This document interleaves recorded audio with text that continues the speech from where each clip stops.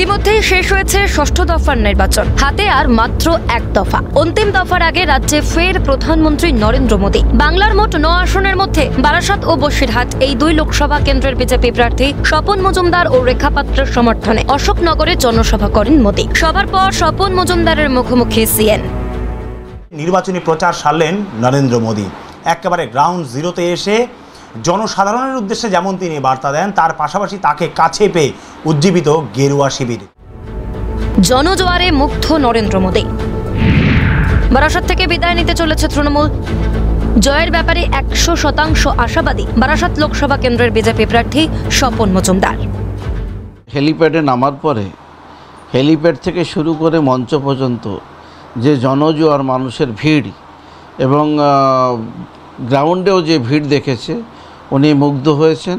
এই ভিড় পরিষ্কার প্রমাণ করে দিয়েছে ঝড় বৃষ্টিকে উপেক্ষা করে বাংলা থেকে এই তৃণমূলের দুষ্কৃতী হারমাত বাহিনীদের তাড়ানোর জন্য মানুষের জনজোয়ার এসেছে। পরিষ্কার এই ভিড় বলে দিচ্ছে এবার বারাসাত থেকে তৃণমূল বিদায় নিতে চলেছে। 100% আশাবাদী এবং 2 লক্ষের বেশি ভোটে জিতবো আমরা এবার। মোদি হ্যায় তো মুমকিন হ্যায়।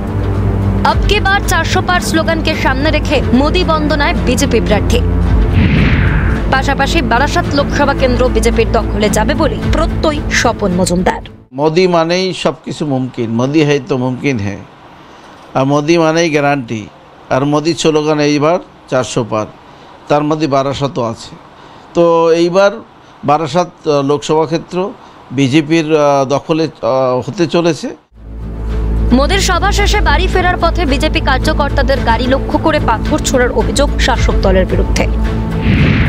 হারের ভয় দিশেহারা তৃণমূল, বিস্ফোরক বিজেপি প্রার্থী।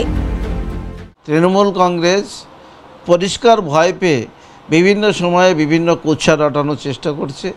আজকেও মোদির সভার পরে যখন আমাদের কার্যকর্তারা বাড়ির দিকে ফেরে, আমাদের 3টি বাসকে লক্ষ্য করে ঢিল ছোড়া হয়, কাঁচ ভাঙা হয় এবং এরা এত ভিড় দেখে এরা হারের ভয়ে এই 4 তারিখে হেরে যাওয়ার পরে তাদের কি অবস্থা হবে সেইটা ভেবে এরা দিশেহারা, তাই এই ভুল কাজ করেছে। জয় 100% আসবে দাবি বারাসাত লোকসভা কেন্দ্রের বিজেপি প্রার্থী স্বপন মজুমদারের। মোদির আগমনে এই বারাসাত লোকসভা কেন্দ্র যেন অক্সিজেন ফিরে পেল, সেই বার্তাই কিন্তু তিনি স্পষ্ট করেছেন। বারাসাত থেকে ক্যামেরায় সৌমেন্দু মজুমদারের সঙ্গে তাই রিপোর্ট, ক্যালকাটা নিউজ।